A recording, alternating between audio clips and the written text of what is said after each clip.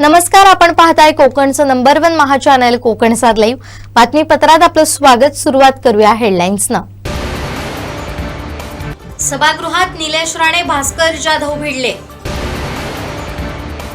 सरकारी शाळांमध्ये आता सीबीएसई अभ्यासक्रम आणि उन्हाळी सुट्टीनिमित्त कोकण रेल्वेचा महत्त्वाचा निर्णय। आता पाहूया सविस्तर बातम्या।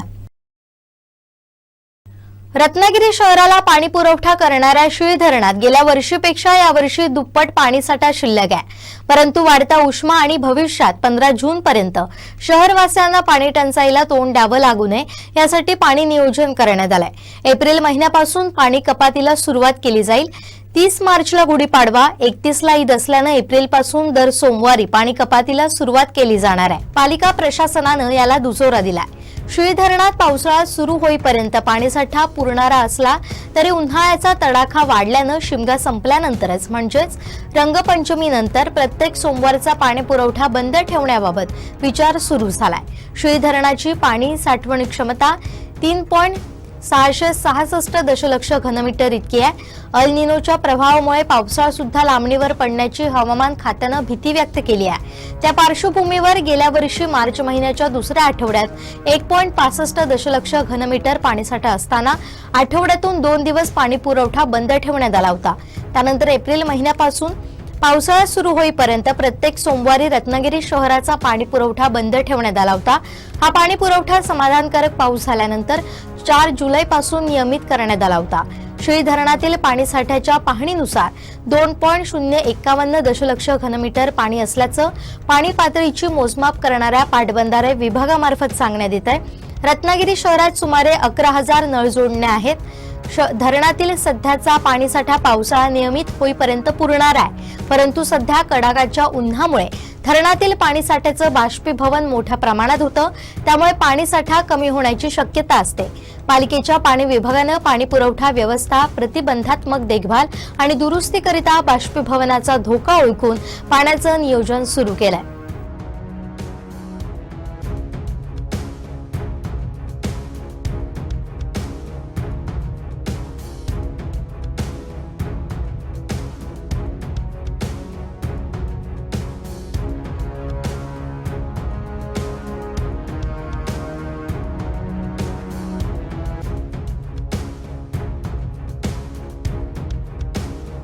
विधिमंडळाच्या अधिवेशनात लक्षवेधी मांडण्याच्या मुद्द्यावरून विरोधक आणि सत्ताधारी यांच्यात वाद झाला। यावेळी विधान परिषद सभागृहात आमदार निलेश राणे आणि आमदार भास्कर जाधव आपापसात भिडलेले पाहायला मिळाले। सभागृहाचं मूळ कामकाज होत नसल्याचा आरोप यावेळी विरोधकांनी केला। यावेळी सभागृहात भास्कर जाधव आणि निलेश राणे यांच्यात चांगलीच झुंपली। त्यानंतर तालिका अध्यक्ष योगेश सागर यांनी मध्यस्थी करत दोघांना शांत केलं। त्यामुळे आजचा विधिमंडळ अधिवेशनाचा दिवस हा गदारोळानं चांगलाच गाजलेला पाहायला मिळाला। सदस्य अध्यक्ष महोदय, आपण काय करतोय? सगळ्यांना खुश करण्यासाठी सभागृहाचे साधारण आतापर्यंतची जी काही परंपरा आहे ती सगळी पायदळी तुडवतोय आपण। अध्यक्ष महोदय, तातडीच्या अत्यंत महत्त्वाच्या मागच्या 8 दिवसात घडलेल्या घटनेच्या बद्दल लक्षवेधी समजू शकतो, पण 10 वर्षापूर्वी, 5 वर्षापूर्वी, 3 वर्षापूर्वी झालेल्या या तातडीच्या होत नाही। हे 105 मधले नियम आपण वाचले। आपल्याला हे नक्की माहिती, आपण अनेक वर्ष सभासद आहात, म्हणून माझी म्हणणं की या डिमांडवर प्रायोरिटी कधी डिमांड लवकर सुरू केल्या पाहिजेत, म्हणजे सदस्यांना मग शेवटी दुसऱ्या बाजूने फार नाराज 2 मिनिटं संपवतो, त्या डिमांडवर बोलता येत नाही। त्यानंतर आमच्या ज्या प्रस्ताव आहेत 293चे 4 प्रस्ताव तुम्ही क्लब केले तरी आम्ही काही बोलत नाही, त्याच्यावर सदस्यांना बोलायचंय। अनेक गोष्टींचा बिझनेस आहे, त्यामुळे दररोज आपण जर लक्षवेधीवर 4-4 तास घालवणार असू तर अध्यक्ष महोदय, मग सभागृहात बोलण्यात काही फारसं उद्दिष्ट राहत नाही किंवा त्यात काही अर्थही राहत नाही। सन्माननीय सदस्य भास्कर, मी सांगतो ना, हे मला कन्व्हिन्स झालंय, मी माझं मत तयार झालं, मी सांगतो हे आपण वेळेतच काढताना सन्माननीय अध्यक्ष 2 वाजेपर्यंत लक्षवेधी चालवा हे सांगून गेले। आपल्या जे भावना आहेत ते सन्माननीय अध्यक्षांना कळवू। आपल्या बोलण्यामध्ये आणखीन 2 लक्षवेधी झाल्या असत्या। बोला बोला बोला। अध्यक्ष महोदय,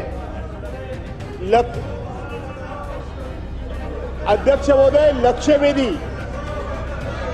प्लीज ऐका ना, प्लीज ऐका ऐका प्लीज प्लीज अध्यक्ष ऐका महोदय, लक्षवेधी या ठराविक सदस्यांच्या आहेत आणि डिमांड्स या संपूर्ण राज्याच्या आहेत.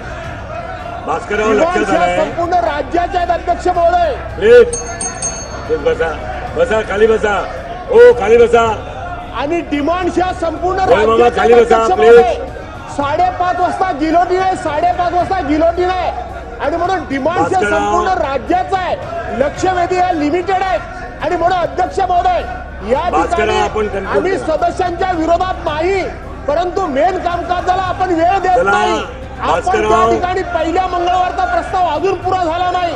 292चा प्रस्ताव मी आहे. या संदर्भामध्ये अध्यक्ष मी भास्करराव ओ भास्करराव प्लीज बसा प्लीज आपण बसा मी बसा बसा खाली बसा आपण बसा खाली सन्मान्य सदस्य खाली बसा ओ भास्करराव चला मी या संदर्भामध्ये आपल्या भावना सन्मान्य अध्यक्षांकडे पोहोचवतो. भास्करराव ओ भास्करराव मी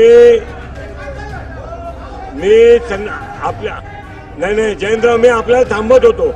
हे सभागृहाची बसा आता प्लीज प्लीज बसा प्लीज बसा अहो बसा खाली प्लीज बसा हो प्लीज बसा खाली प्लीज बसा खाली. आपण आता पुढे जाऊया. 2 वाजेपर्यंत लक्षवेधी चालू राहणार आहे. आपण बसा खाली खाली बसा प्लीज बसा खाली. जयंतराव बसा ना प्लीज मी सांगितलं ना आपण बसा ना खाली प्लीज बसा खाली बसा नाही सन्मान्य सदस्य खाली बसा आपण सर्व खाली बसा प्लीज. सभागृह शांततेने चालवायला पाहिजे. बसा खाली प्लीज खाली बसा. नाही असं नाही चालणार बसा खाली असं नाही चालत. सभागृह असं चालणार नाही. खाली बसा प्लीज खाली बसा सभागृह असं चालत नाही. खाली बसा आपण बसा प्लीज बसा. ओ भास्करराव प्लीज बसा खाली. भास्करराव नाही प्लीज खाली बसा. नाही निलेश राणे खाली बसा प्लीज बसा. भास्करराव आपण पण बसा. हे अध्यक्ष उभा राहिल्यावर उभे राहत नाही. सामान्यतः आपण बसा प्लीज प्लीज बसा. निलेश राणे आपण बसा खाली. निलेश राणे आपण प्लीज खाली बसा प्लीज बसा. भास्करराव बसा आपण बसा खाली पहिला. चला बसा खाली. नाही अध्यक्षांना असं संबोधून आपण खाली बसा. भास्करराव जयंतराव मी आपल्याला सांगितलं होतं हा विषय वाढेल. मी अध्यक्षांना आपल्या भावना पोचवतो. आपण सांगितलं भास्कररावना बोलायला द्या. विषय लक्षात आला होता. प्लीज बसा आता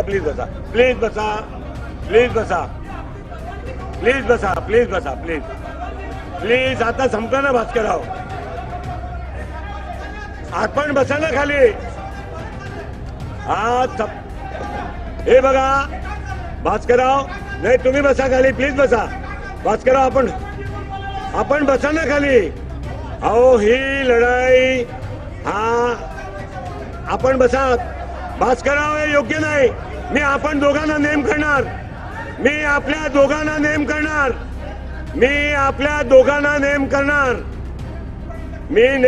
दोघांना मी मान्य केलं ना. आपण बसा प्लीज बसा. ऐका आता बाकीच्या सदस्यांनी नवीन सदस्यांनी या सभागृहाचा सन्मान कसा राखायचा ते आपापल्या पक्षाचा प्रतोदाकडनं शिका आपापल्या पक्षाचा प्रतोदाकडनं. या सभागृहाचा कसा सन्मान राखायचा पूर्ण महाराष्ट्र बघतोय हा सभागृह. आणि म्हणून आपल्या भावना अध्यक्षांपर्यंत पोहोचवण्यात येतील. आपण जे म्हणाल्या त्या सगळ्या भावना अध्यक्षांपर्यंत पोहोचवू. अध्यक्ष महोदयाने म्हटल्याप्रमाणे 2 वाजेपर्यंत लक्षवेधी चालू आणि त्यानंतर मागण्या सुरू करू. 5:30 वाजता गिलोटीन झाल्यावरती पुढचा अंतिम आठवडा प्रस्ताव लगेच सुरू करण्यात येईल. उन्हाळी सुट्टी हा अनेकांच्या जिव्हाळ्याचा विषय. अशा उन्हाळी सुट्टीनिमित्त अनेकांची पावलं विविध पर्यटन स्थळांकडे वळतात. पण त्यातही गावाकडे आणि प्रामुख्यानं कोकणकडे जाणाऱ्यांचा आकडा मात्र मोठा असतो. याच प्रवासी संख्येकडे पाहता कोकण रेल्वे प्रशासनानं अतिशय महत्त्वाचा निर्णय घेतलाय. प्रवाशांची वाढती गर्दी पाहता हा आकडा विभाजित करण्यासाठी आणि प्रवाशांची होणारी गैरसोय टाळण्यासाठी मध्य रेल्वेच्या साथीनं कोकण रेल्वे मार्गावर उन्हाळ्यात विशेष रेल्वे गाड्या चालवण्यात येणार आहेत. यासाठीची सविस्तर माहिती रेल्वे विभागानं जारी केली आहे. त्यानुसार मध्य आणि कोकण रेल्वे मार्गावर CSMT करमाळी CSMT विशेष साप्ताहिक रेल्वे गाडी धावणार आहे. छत्रपती शिवाजी महाराज टर्मिनस अर्थात CSMT ते करमाळी विशेष साप्ताहिक 10 एप्रिल ते 5 जून पर्यंतच्या काळात दर गुरुवारी CSMT हून रात्री 12:20 सुटेल. ही रेल्वे गाडी याच दिवशी दुपारी 1:30 पर्यंत करमाळी इथं पोहोचेल. करमाळी ते CSMT विशेष साप्ताहिक वरील रेल्वेच्याच निर्धारित दिवसांमध्ये धावणार असून दर गुरुवारी दुपारी 1:15 ती करमाळीवरून निघेल आणि ही रेल्वे गाडी दुसऱ्या दिवशी रात्री 3:45 CSMT ला पोहोचेल. वरील दोन्ही गाड्या 22 डबांच्या असतील असं सांगण्यात येत आहे. लोकमान्य टिळक टर्मिनस ते करमाळी विशेष रेल्वे गाडी लोकमान्य टिळक टर्मिनस ते करमाळी दरम्यान 10 एप्रिल ते 5 जून पर्यंत दर गुरुवारी लोकमान्य टिळक टर्मिनसमधून रात्री 10:15 सुटेल. गाड्यांचं वेळापत्रक पाहता रेल्वेच्या अधिकृत तिकीट आरक्षण प्रणालीच्या माध्यमातून प्रवाशांना तिकीट काढता येणार आहे. यामुळे कोणतीही गैरसोय टाळण्यासाठी आताच प्रवासाच्या तारखा ठरवा. दिशा सालियांच्या मृत्यू प्रकरणात एक मोठी अपडेट आली आहे. दिशाच्या वडिलांनी या प्रकरणाची CBI चौकशी आणि आदित्य ठाकरेंविरुद्ध FIR दाखल करण्याची मागणी केली आहे. सोबतच 2 बॉलिवूड अभिनेत्यांवरही त्यांनी आरोप केले. सुशांत सिंह राजपूतची एक्स मॅनेजर दिशा सालियांच्या वडिलांनी आपल्या मुलीच्या मृत्यूची चौकशी CBI कडे सोपवण्याची विनंती केली आहे. त्यांनी बुधवारी 19 मार्चला मुंबई उच्च न्यायालयात या संदर्भात याचिका दाखल केली आहे. याचिकेत दिशा सालियांच्या वडिलांनी शिवसेना नेते आदित्य ठाकरे यांच्या विरुद्ध FIR नोंदवण्याची मागणीही केली आहे. दिशावर सामूहिक बलात्कार करण्यात आला आणि नंतर तिची हत्या करण्यात आली असा आरोप तिच्या वडिलांनी केलाय. सुमारे 3 वर्षांपूर्वी भाजप नेते नितेश राणे यांनी दिशा सालियांवर सामूहिक बलात्कार करून नंतर तिची हत्या केल्याचा आरोप केला होता. त्यानंतर दिशाच्या आई आणि वडिलांनी नितेश राणेंविरुद्ध खटला दाखल केला होता. ते म्हणाले होते की नितेश राणे त्यांच्या मुलीला बदनाम करण्याचं षडयंत्र करतात. पण आता दिशाच्या बाबांनी U-टर्न घेतलाय आणि त्यांनी मुलीच्या मृत्यूची नव्यानं चौकशी करण्याची मागणी केली आहे. कारण त्यांना घरात नजरकैदेत ठेवण्यात आलं होतं आणि पोलिसांनी सादर केलेले पुरावे खरे मानण्यास भाग पाडलं होतं. 8 जून 2020ला मुंबईतील मालाड येथील इमारतीच्या 8व्या मजल्यावरून पडून दिशा सालियांचा मृत्यू झाला. यावेळी पोलिसांनी याला आत्महत्येचं प्रकरण म्हटलं होतं. दिशाच्या पालकांनीही तपासावर समाधान व्यक्त केलं आणि ते आत्महत्येचं प्रकरण मानलं. पण आता सामूहिक बलात्कारानंतर तिची हत्या झाल्याचं त्यांनी म्हटलंय. दिशाच्या वडिलांनी दाखल केलेल्या याचिकेत मुंबई पोलीस तत्कालीन महापौर किशोरी पेडणेकर, अभिनेता डिनो मारिया आणि सूरज पांचोली यांच्यावरही गंभीर आरोप करण्यात आलेत. दिशाच्या वडिलांनी असा आरोपही केलाय की मुंबई पोलीस आणि किशोरी पेडणेकर यांनी त्यांची दिशाभूल केली आणि त्यांच्यावर दबाव आणला. कोकणातील शिमगोत्सव म्हटला की सर्वांच्या मनात एक आगळा वेगळा उत्साह पाहायला मिळतो. संकासूर, दशावतारातील वेशभूषा, न्हावड यांसारखे अनेक प्रकार बघायला मिळतात. त्यातच दोडामार्ग तालुक्यातील सुळंबे गावातील शिमगोत्सव असाच अनोखा आहे. कंदिलाच्या उजेडात डोक्यावर न्हावणाचा कळस घेऊन भक्तांच्या घरोघरी धावत जाणाऱ्या शिवशंभोचा अवसार अर्थात न्हावण उत्सवानं सांगत आहोत.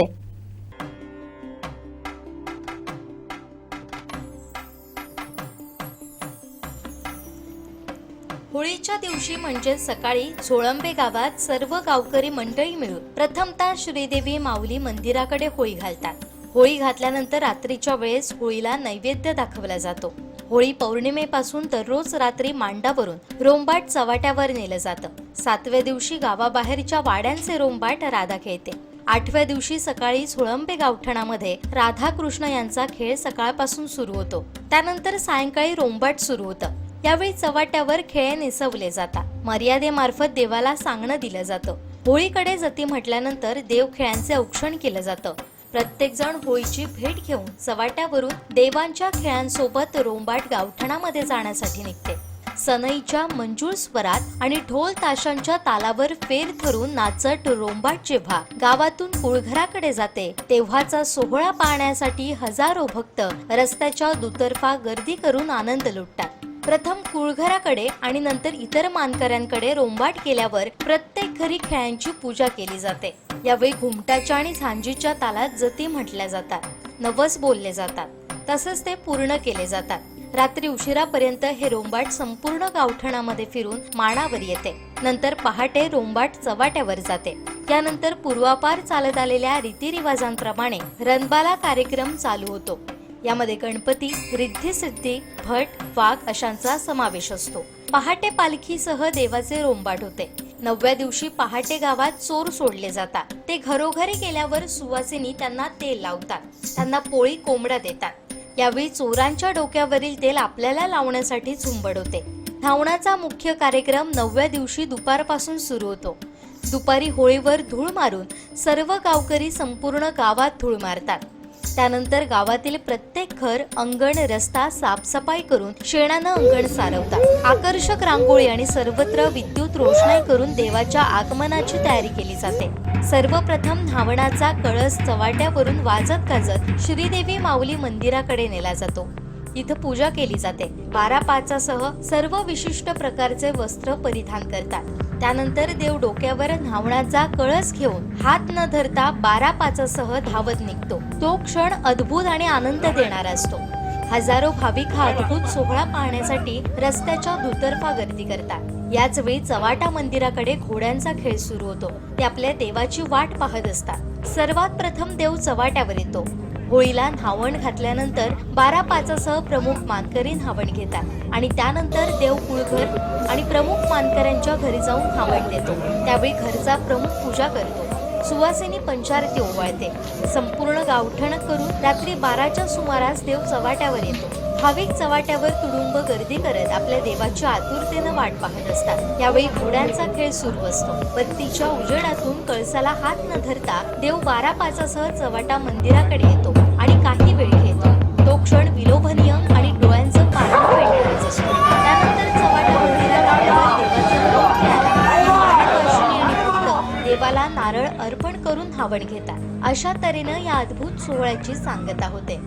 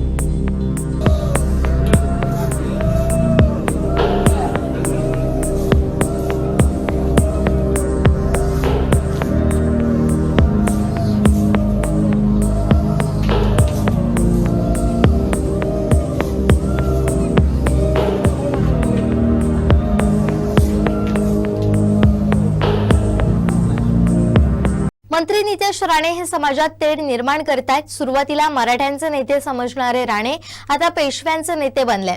पेशवाईनुसार ते छत्रपती शिवाजी महाराजांचा इतिहास सांगतात, अशी टीका ठाकरे युवासेना जिल्हा प्रमुख सुशांत नाईक यांनी केली आहे।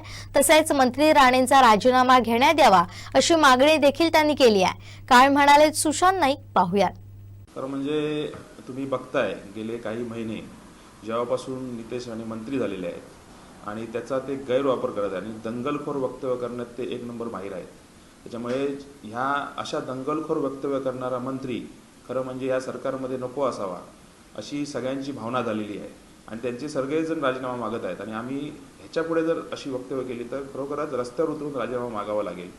खरं म्हणजे तुम्ही बघत असाल गेले 2-3 महिने प्रत्येक विषयाशी बोलत राहून दंगलखोर वक्तव्य करून हिंदू मुस्लिम समाजामध्ये कसं काय भांडण लागेल, कसं काय ते रस्त्यावर होतील, तरुण मुलं कशी काय रस्त्यावर उतरून दंगल करतील, यांच्या भावना आहेत आणि त्यांच्या भावना भडकवण्याचं काम नितेश राणेसारखे मंत्री करत आहेत.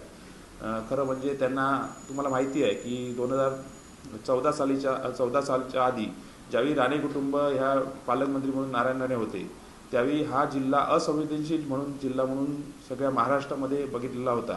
सगळ्यांनी म्हटलेलं होतं असंवेदनशील जिल्हा म्हणून.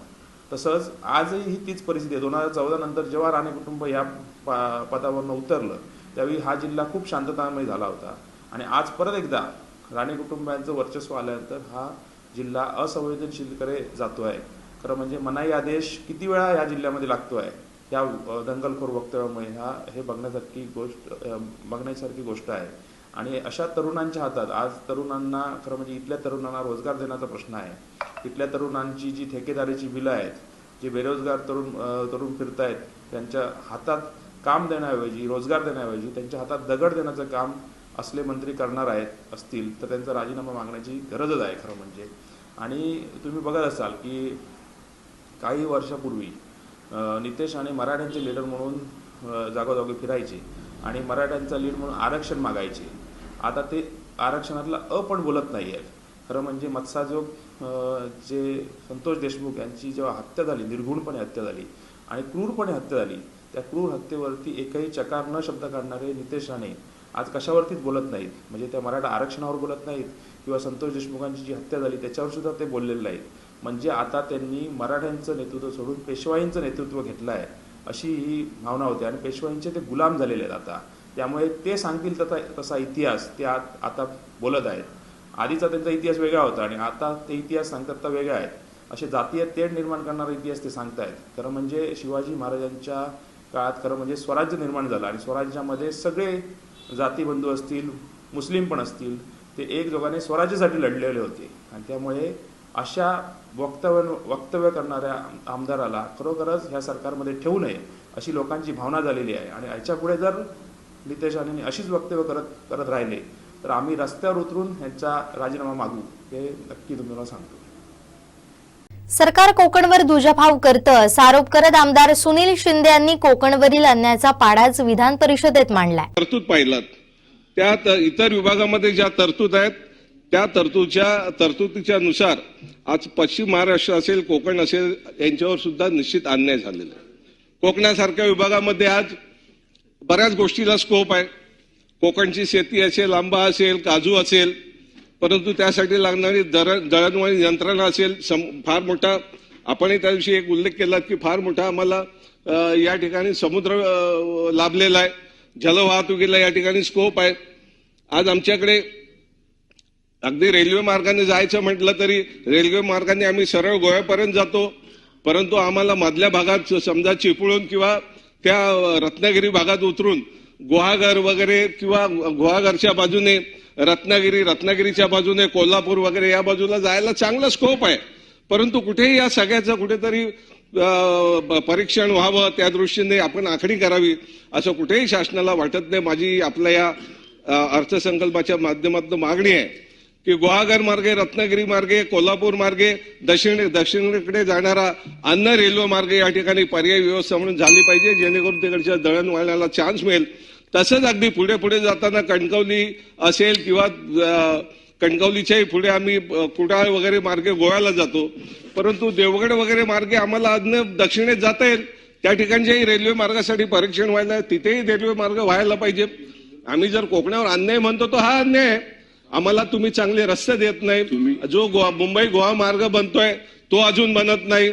रेल्वेच्या माध्यमातून दळणवळण यंत्रणा सक्षम झाली पाहिजे, त्याला जोड मार्ग पाहिजे. हे जोड मार्ग आम्ही मागतोय, तो इथं तुम्ही आम्हाला द्यायला पाहिजे. या सगळ्यासाठी जर कुठेतरी शासन बघणार असेल तर खऱ्या अर्थानं ते उत्तम शासन, नाहीतर शासन या ठिकाणी दुजाभाव करते ही या अर्थसंकल्पावरून या ठिकाणी सहजपणे दिसण्यात येते. त्याचाही या ठिकाणी मी निषेध करतो. खरं म्हणजे एका बाजूला आपण सौर पंप मागे त्याला सौर पंप सांगताय, परंतु दुर्दैव असं आहे राज्यात जिल्हा परिषद शाळांसह इतर शासकीय शाळांमध्ये लवकरच सीबीएसई अभ्यासक्रम शिकवला जाणार आहे. महाराष्ट्र राज्य माध्यमिक आणि उच्च माध्यमिक शिक्षण मंडळाकडून 2025-26 मध्ये सीबीएसई अभ्यासक्रमाचा समावेश केला जाणार आहे. राज्यातील विद्यार्थ्यांची गुणवत्ता वाढावी म्हणून सरकारनं हा निर्णय घेतलाय, अशी माहिती राज्याचे शालेय शिक्षण मंत्री दादा भुसे यांनी गुरुवारी विधान परिषदेमध्ये दिली. भाजपचे नेते आमदार प्रसाद लाड यांनी शालेय शिक्षण मंत्र्यांना याबद्दलचा प्रश्न विचारला होता. राज्यात इयत्ता 3री ते 12वी पर्यंत राष्ट्रीय शिक्षण धोरणानुसार केंद्रीय शिक्षण माध्यमिक शिक्षण मंडळाच्या अर्थात सीबीएसई अभ्यासक्रम आराखड्याला सुकाणू समितीनं मान्यता दिली आहे का, असा प्रश्न विचारण्यात आला होता. राज्याच्या अभ्यासक्रम आराखड्याला शालेय शिक्षण विभागाशी संबंधित सुकाणू समितीनं मान्यता दिली आहे, असं दादा भुसे यांनी लेखी उत्तरात सांगितलंय. सीबीएसई अंतर्गत पाठ्यपुस्तकं मराठीमध्ये उपलब्ध करून दिली जाणार आहे. 1 एप्रिल पासून सत्राची सुरुवात करण्यात येणार आहे, असं शालेय शिक्षण मंत्र्यांनी सांगितलंय. दादा भुसे यांनी सांगितलंय की मुख्यमंत्री देवेंद्र फडणवीस यांच्याकडून मंत्रालयातील सर्वच विभागांसाठी 100 दिवसांच्या कामाचा अजेंडा देण्यात आलाय. त्याचा आढावा घेण्यात आला होता. राज्यातील शाळांमध्ये सीबीएसई पॅटर्नचा स्वीकार करून त्यात राज्याप्रमाणे आवश्यक बदल करण्याच्या सूचना मुख्यमंत्र्यांनी दिल्या.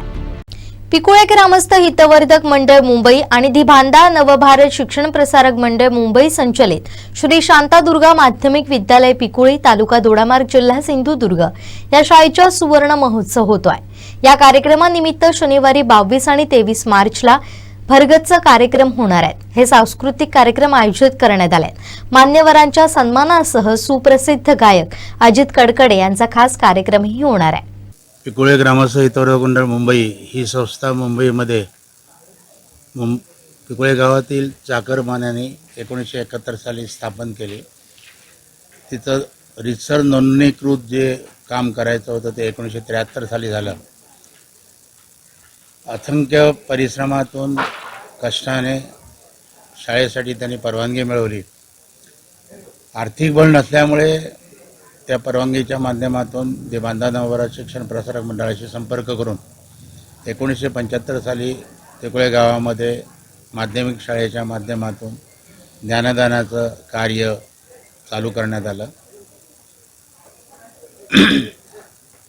1971 साली लावलेल्या या रोपट्याचं वृक्षात रूपांतर होऊन 25व्या वर्षी आम्ही रोपे महोत्सव साजरा केला.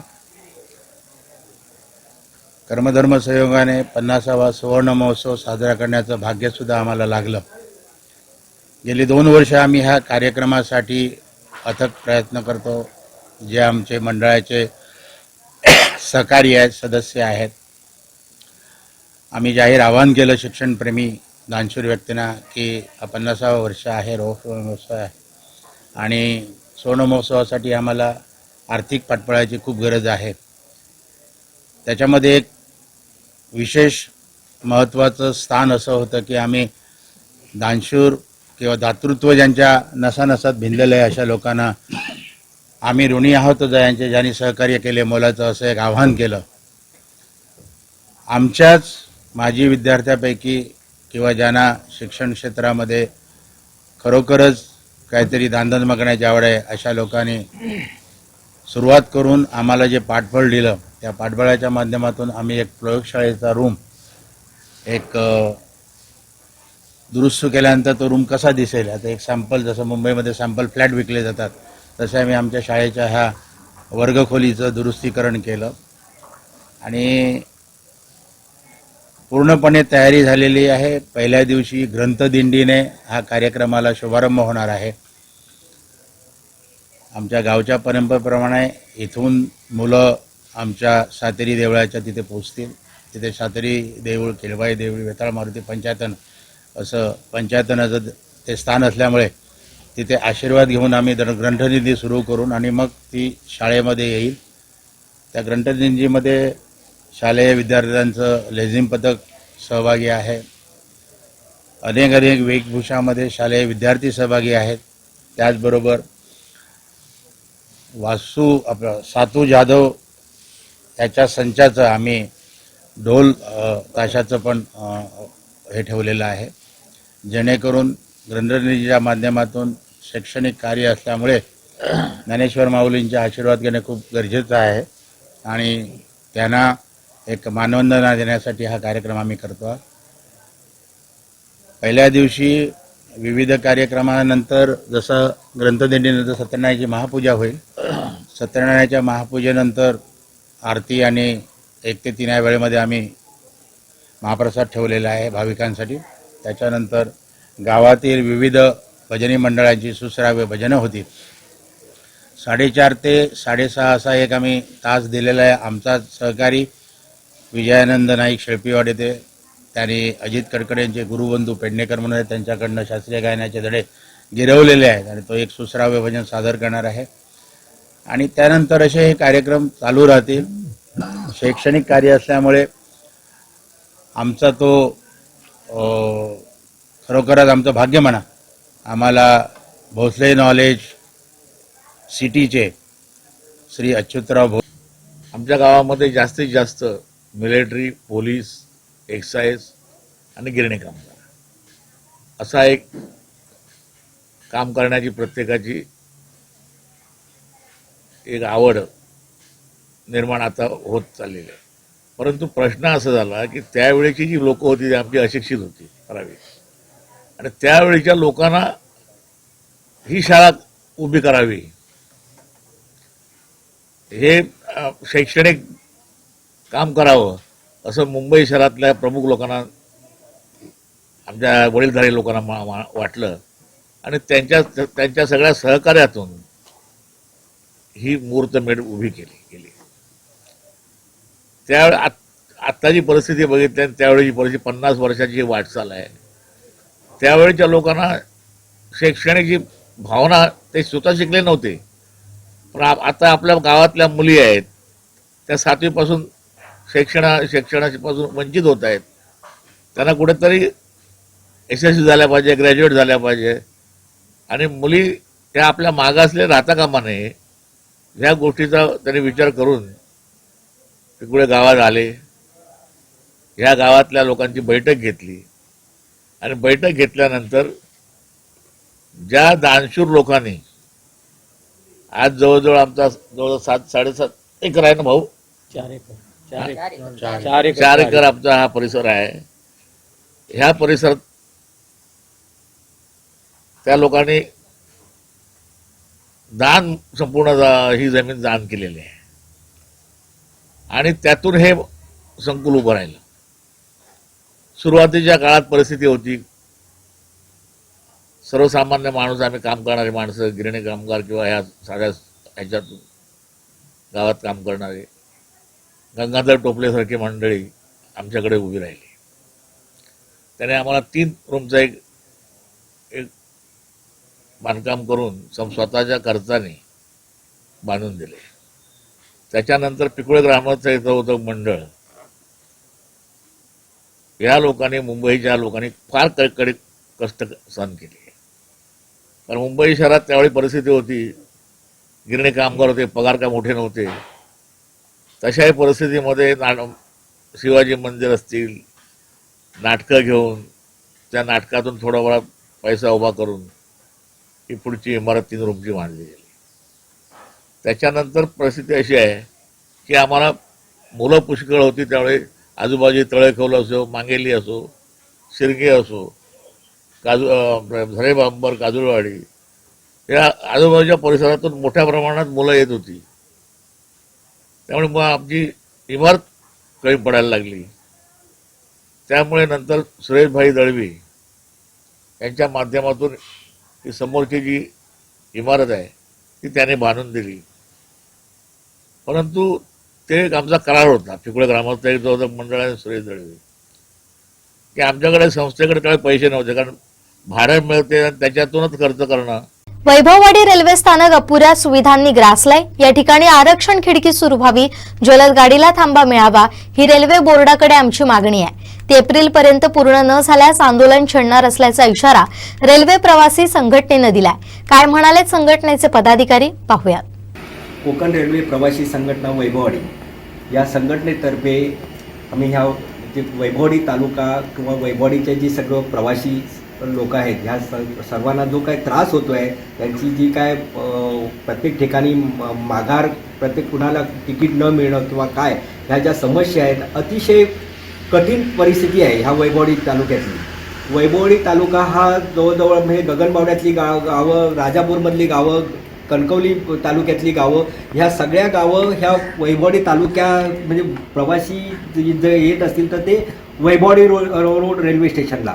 पण वैभववाडी रोड रेल्वे स्टेशनचा मोठा प्रॉब्लेम आहे की इथे बाकीच्या स्टेशन्स त्याच्या वैभववाडीच्या नंतरचं घ्याल तुम्ही, कणकवली घ्या, त्याच्या अगोदरचं राजापूर किंवा रत्नागिरी घ्या, संगमेश्वर घ्या, ह्या स्टेशनवर जेवढ्या गाड्या थांबतात त्याच्यापेक्षा कितीतरी कमी गाड्या ह्या वैभववाडी रेल्वे स्टेशनला थांबतात. त्याच्यामुळे इथला जो प्रवासी वर्ग आहे तो अतिशय कठीण परिस्थितीतून जातो आहे. त्याला वर्षातल्या 365 दिवसात कुठल्याही गाडीचं जे कोकण कन्या किंवा तुतारी गाडी आहे ह्याचं तिकीट रिझर्वेशन मिळणं अतिशय कठीण झालं आहे. ह्यासाठी ह्या प्रवासी संघटनेने आता एक अतिशय पुढचे जे काय ही संघटना तयार होऊन या संघटनेने CBD बेलापूरला जी कोकण रेल्वेचं मुख्यालय आहे तिथे जे झहा म्हणून त्यांचे CMD आहेत त्यांना पण आम्ही लेटर दिलं, त्यांच्याशी एक मीटिंग देखील झाली त्यांच्याकडून. आणि त्याच्यातले आमचे मुद्दे देखील साधे काही मुद्दे विशेष नाही आहेत की जे सर्व लोकांच्या तोंडी तेच मुद्दे आहेत की कुठली तरी एक गाडी आम्हाला थांबवा. इथे विंडो होता, तिकीट विंडो होती, ती जी कोविडमध्ये बंद झाली, ती साधी विंडो इथे चालू करत नाही आहेत. ह्या मग कोकण वैभववाडीतल्या प्रवाशांनी जायचं कुठे? प्रत्येक ठिकाणी तुम्ही फक्त कारणं सांगत राहायची. ह्या वैभववाडी रेल्वे प्रवासी संघटनेने किंवा इथल्या प्रवाशांनी फक्त तुमची कारणंच ऐकत राहायची. हेच दिवस चालले आहेत. इथला प्रवासी संघटना, इथले बाकीचे आता कणकवली असेल, संगमेश्वर असेल, राजापूर असेल, या सिंधुदुर्ग असेल, ह्या स्टेशनवर ह्या वैभववाडीपेक्षा देखील जास्त गाड्या थांबतात. पण त्यांचं उत्पन्न जर कम्पेअर करायला गेला तर वैभववाडीपेक्षा त्यांचं उत्पन्न कमी आहे. आणि वैभववाडीमध्ये गाड्याची व्यवस्था नसल्यामुळे इथला प्रवासी वर्ग कणकवली किंवा बाकीच्या ठिकाणची तिकीट काढतो आणि तिथून परत तो रिटर्न इकडे येतो. म्हणजे प्रवासी कुठले आहेत? वैभववाडीचे आहेत. पण उत्पन्न कोणाचं वाढते आहे? कणकवलीचं किंवा बाकीच्या स्टेशनचं वाढते आहे. हे अतिशय दुर्दैव आहे. आणि हे सर्व आम्ही CBD बेलापूरला जी आमची मीटिंग झाली त्यांना आम्ही समजावून सांगितलं. त्यांनी ते ॲग्री देखील केलं. ऐकून घ्या तुम्ही, ॲग्री देखील केलं. हो, तुम्हाला एक थांबा मिळू शकतो, पण त्याला ते म्हणाले आमच्या हातात नाही आहे, आम्ही तुम्हाला लिहून देतो थांबा मिळण्याचं, पण शेवटी तुम्हाला कुठेतरी ह्याच्यावर राजकीय वजन वापरायला लागेल. इवन साधा तिकीट विंडो त्या संदर्भात त्यांचं उत्तर होतं की नाही, आमच्याकडे आता स्टाफ नाही आहे, आता काय सगळीकडे ऑनलाईन तिकीट मिळते. अहो सर, ऑनलाईन तिकीट मिळते काय? फक्त वैभववाडीलाच ऑनलाईन मिळते, कणकवलीला मिळत नाही आहे, रत्नागिरीला मिळत नाही आहे. त्यांच्याकडे पण आहे, पण तिकडे आहे. इवन विंडो ओपन करणं, विंडो इवन तुमच्या पोस्ट ऑफिसमध्ये विंडो रेल्वेचे ओपन झाले आहेत रिझर्वेशनचे, पण ते वैभववाडी रेल्वे स्टेशनला द्यायला बघत नाही आहेत. ह्या सगळ्या ह्याच्यातून आम्ही अतिशय कंटाळलो आहोत आणि आता आम्ही तर शेवटचा मार्ग अवलंबणार आहोत. हे नाही झालं या महिन्या 15 दिवसात तर आम्ही मेमध्ये पहिल्या आठवड्यात आम्ही एक जोरदार आंदोलन करणार आहोत, उपोषण करणार आहोत. वैभववाडी रेल्वे स्टेशनच्या इथे आम्ही सर्व लोक इथे बसू. जोपर्यंत आमच्या मागण्या मान्य होत नाही तोपर्यंत आम्ही तिथून उठणार नाही, हे आमचा आज शब्द आहे. तरी कृपया ह्या रेल्वे मंडळाने याच्यात लवकरात लवकर काहीतरी पर्याय काढावा. या वैभववाडी स्थानकावर एखाद्या विंडो आहे तो लवकरात लवकर ओपन करावी.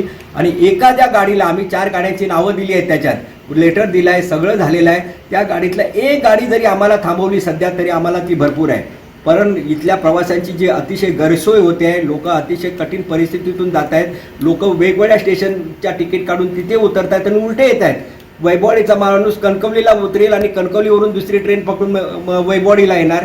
किती वेळ त्याचा फुकट जातोय तो बघा. पैशापरी त्याचा पैसा जातोय, वेळापरी वेळ जातोय. विथ फॅमिली घेऊन, सगळं सामान घेऊन, लगेज घेऊन तो धडपडतोय. पण ह्या सगळ्यातून मार्ग काढण्यासाठी आमची रेल्वे प्रशासनाला एकच विनंती आहे, त्यांनी लवकरात लवकर आमच्या ह्या 2 मागण्या तरी प्रथम मान्य कराव्यात. एक, तिथला जो रिझर्वेशनचा विंडो आहे हा तत्काळ चालू करावा, त्याच्यात त्यांना काही अडचण नाही आहे. आणि एक, आम्ही 4 गाड्यांची नावं दिली आहेत, त्या 4 गाड्यापैकी एक तरी गाडी त्यांनी तत्काळ थांबवावी, ही आमची मागणी आहे. ते न झाल्यास आम्ही मे महिन्याच्या पहिल्या 15 आम्ही 8 दिवसातच आम्ही आता त्याची नोटीस देऊ. मे महिन्याच्या पहिल्या 15 आम्ही इथे उपोषण धरणार. ही आमचं आज या कोकण रेल्वेच्या संघटना ह्याला सांगणं आहे. धन्यवाद. शेवटी ठळक घडामोडी पुन्हा एकदा. सभागृहात निलेश राणे, भास्कर जाधव भिडले. सरकारी शाळांमध्ये आता सीबीएसई अभ्यासक्रम आणि उन्हाळी सुट्टीनिमित्त कोकण रेल्वेचा महत्त्वाचा निर्णय. बातमीपत्रात वेळ झाली इथेच थांबण्याची. पाहत राहा कोकणचं नंबर 1 महा चॅनल कोकण 7 लाईव्ह. धन्यवाद.